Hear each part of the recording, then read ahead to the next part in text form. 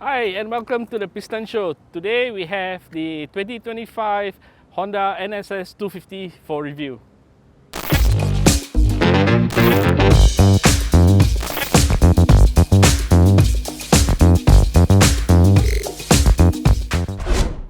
Okay, it's now known as the NSS 250 here in Malaysia, formerly known as the Forza 250. In other markets, it's still known as the Forza, but it's just a namesake. One thing why, because the name is different, is because as you can see now, compared to the previous Forza, this looks much sportier. In fact, it doesn't only look sportier, but it rides much sportier, and also you can go a long distance riding with it. We'll get to that in a while. Guys, we'll just like to take a minute to acknowledge our sponsor for this episode. Castrol has just introduced the Castrol Power One Ultimate Superbike 10W50, Castrol's ultimate performance oil for superbikes. So what makes Castrol's new performance oil so special? Lots of things actually. The new engine oil features a racing ester formula which makes this Castrol's ultimate performance oil. Ester is a powerful ingredient in lubricants that interacts with metal surfaces to reduce friction and wear and provides excellent protection. This ester is also used by the Castrol racing team, and with this you can expect improvement in 5 key areas.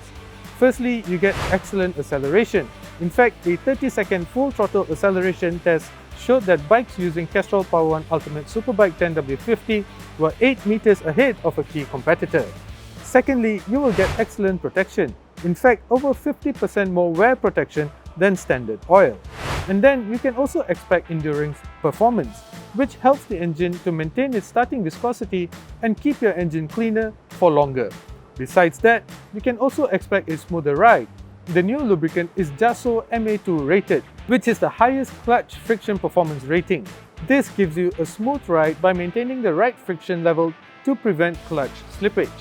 And finally, Castrol's new Power One Ultimate Superbike 10W50 performance oil keeps your engine running cooler for longer. So the next time you need to change the engine oil of your bike, choose Castrol Power One Ultimate Superbike 10W50 performance oil. Of course, where else to start but with the engine, since it's the heart of any motorcycle.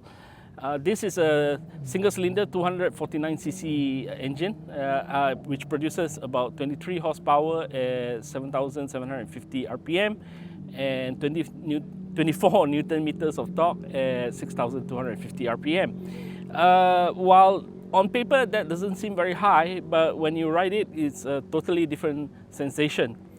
Now, most scooters in this range, what we get is that it has a very strong takeoff. When you open the throttle, the bike will just take off. This does that as well, but at a much smoother and softer style, which means when you ride in traffic, it's much easier. But once you hit about 90 kilometers per hour, the bike just takes off. And soon enough, you're seeing 120 and 130 kilometers per hour on the speedometer. And this is a really nice engine to ride with. All right, let's start with some of the safety features, the chassis. Now, when I first rode the bike, I didn't notice that this was a Nissin caliper. And as soon as I pressed the brake, I almost went over the front. The brakes are super strong, okay? In fact, by applying the front brakes alone, it was enough. I tried that. And they are backed up by ABS front and rear. This bike also has HSTC, Honda Selectable Torque Control, although there's no riding mode, but what it does is that it has traction control which you can turn off, and also front and rear ABS. The rear is also a disc brake, so braking is already covered here. Alright, coming to the suspension, the front 300mm diameter forks, and the rear has twin shocks. But although it looks rudimentary like most scooters out there, in fact all scooters out there, the handling is something to really talk about. For one, most scooters, if you go over a bump, you hit a bump and you can feel it right in your liver, right? But not this one, not the NSS 250. The front tracks over bumps beautifully, almost like a big bike, and the rear absorbs bumps pretty much very well as well. Now, we've tried going over high speed corners on the highway. Of course, big bumps in the middle of the corner will upset the bike a little bit, the chassis a little bit. But other than that, it just flows really smoothly through all the corners that we've tried. Right, let's look at some of the electronic features. Of course, it's keyless. So let's turn it on. There you go. I don't know whether you can hear that, but it's already paired to my phone. As soon as we turn it on, it goes to navigation mode. As you can see here, I've paired it to my phone, Bluetooth and phone. All right. So from this menu, you can check out the weather. Clouds and 31 degrees Celsius. In 5 hours the weather and temperature will be overcast, clouds and 33 degrees Celsius. Returning to main menu. You back to navigation, you can see music. Only unfortunately, because I'm using an iPhone, it actually pairs to my Apple Music. So I can't stream Spotify through the screen. However, I can still play music through my Bluetooth headset. Now if you go further, this is the volume control. So you can actually control the volume.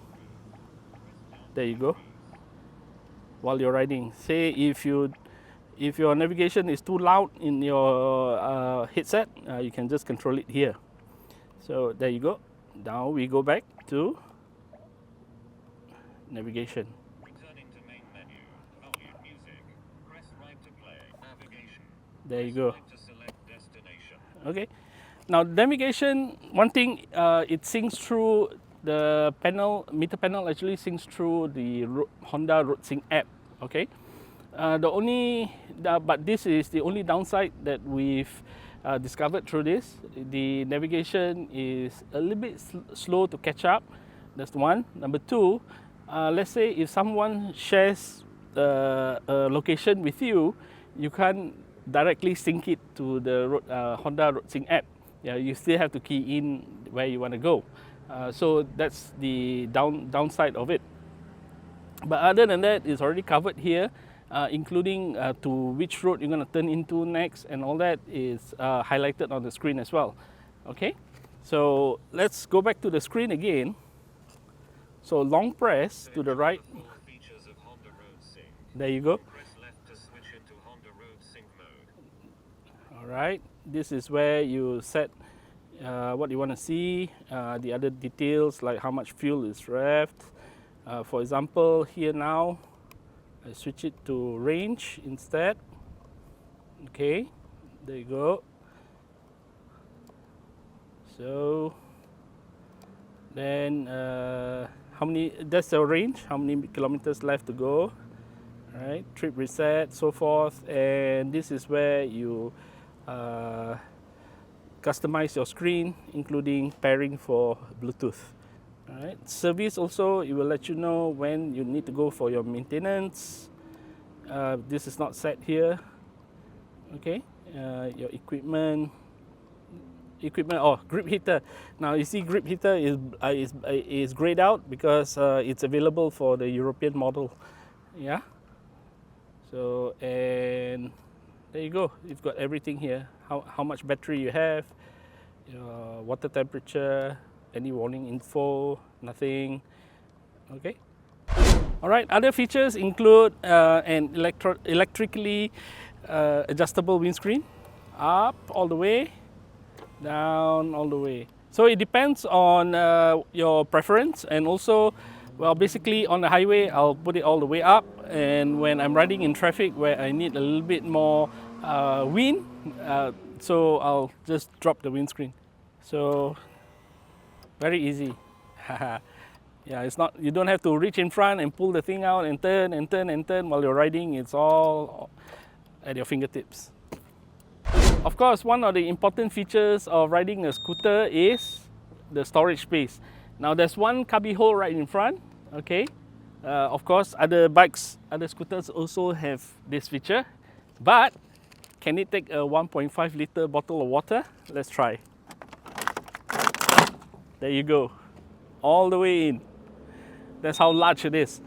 Now let's pull this out. Now when you look inside, to the right, you can see a cubby hole for your phone and also the USB charger, okay? But if you put your phone in there, we recommend that you wrap up your phone in cloth or something, because otherwise it'll be knocking around. Now this compartment Unlike on most scooters, it's actually lockable. Let me show you. Close it, switch off the ignition, and there you go, it's locked. So to open it is, you can only open it when you turn on the ignition. There you go. On most scooters, it's not lockable, yeah? Right, let's go to other storage spaces, especially under the seat. Here you go. Now this is really spacious, as you can see. I've got my jet type helmet here. It's not just a small open face helmet, but it's actually a jet type helmet. It goes right in there. This space then leaves you a huge space at the back here. You can put another helmet here.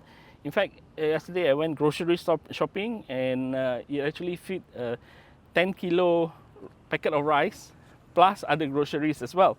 Yesterday some of my friends saw this bike and they wanted to see what's the storage space under the seat.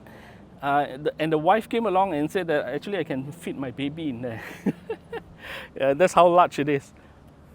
Okay, other features include all LED lighting. And what we like about the new crop of Hondas is that the signal lights are on as well in front, and in addition to the daytime running lights for more visibility. Now if you come to the back, this is how the new tail lamp looks like. To me, this part reminds me of the original Cyclones in Buck Rogers. So, how does it feel like riding this bike? We've ridden it for more than 300 kilometers since we got it. It's a jam to ride, seriously. There are so many scooters in the market, including the competition that are actually cheaper and bigger. But somehow, when we rode this bike, it makes you think that you should actually come back to Honda. Well, it's not so much about power. It's not so much about how much features it has. But once you ride this bike, you can feel the quality oozing through each part of the bike. For example, you hold the handlebars, you ride over bumps, you ride through corners, you go through traffic and everything. It just feels so right and so so complete as a package. Now the front doesn't waggle around. Talking about going through corners, the front doesn't waggle around when you go through corners like some scooters do. So it shows that the chassis balance is pretty good on this bike. Other than that, what we like is the throttle, the throttle response. Now certain bikes, certain scooters, when you open the throttle, it just takes off. So what happens is that when you ride in traffic, because you don't have a clutch lever, every time you open the throttle, the bike tries to take off. Then when you shut the throttle, the bike just slows down immediately. So what happens is that it's very unsmooth to ride like that. This is a little bit different. It's very smooth. The throttle response is very smooth at the initial stage. But once you get to about 90 kilometers per hour, the bike just takes off. At that point, when you close the throttle, the bike will just smoothly go along. In Bahasa Malaysia, here we call it lajak. You close the throttle, the bike will just go ahead smoothly without trying to pull back abruptly. But above 90 kilometers per hour, if you keep opening the throttle, that's when you see your speed increases really fast. In fact, when we were riding, we hit 120, 130 in just a blink of an eye. All right, that's how nice about this bike. Apart from that, of course, the seat initially felt a little bit hard, the cushion, but because of your sitting position and riding position and the suspension as well, the bike is actually very comfortable. That's why we racked up so many kilometers in such a short space. And to tell you the truth, if I were to go out and buy a bike now, after this review of course, this would be the bike that I go for, because it's so easy to ride in traffic, it's so easy to ride on the highway, and it does corners very well for a scooter. There's lots of ground clearance. You're not scared of running out of cornering. Cornering space, And also the feedback from the suspension, front and rear, are very good. It's very good. It's not like certain scooters you are isolated from the suspension, which means that you don't know what the tires are doing. This bike is different. Although the suspension is compliant, but you actually know what the tires are doing front and back. So this is why this Honda NSS 250 is such a gem to ride. Right, to close, this is the 2025 Honda NSS 250. Recommended retail price starts from 25,888. Available now throughout Honda dealers in Malaysia, Honda Big Win dealers in Malaysia. Would I buy it? Of course, like I said earlier, just go try it out. Just go try out this bike and you will know what we mean. All right? Thank you for watching the Piston Show. See you soon.